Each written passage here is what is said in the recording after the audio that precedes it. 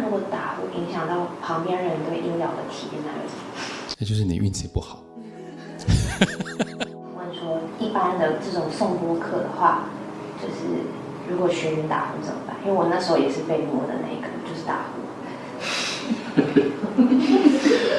如果打呼的话，基本上我就让他打呼就好了。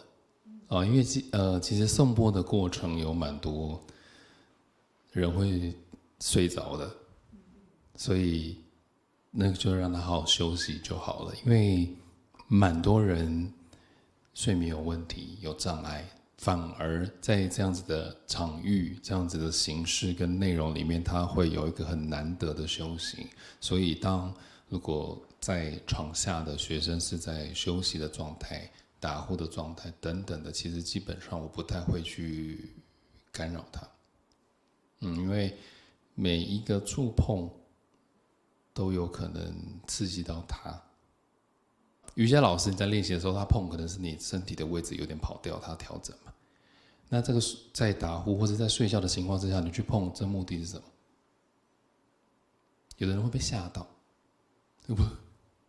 就醒了，就会中断他在这一个休息的过程。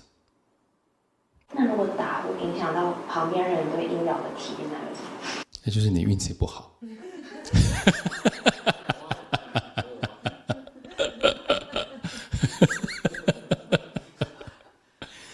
对，所以你基本上这样子的休息的内容，你要有心理准备，就是如果你不是1对1的内容，你旁边就会有其他你认识、你不认识的，有声音没有声音的，各种的声音的、气味的、环境，很多的条件会影响你在当下的体验。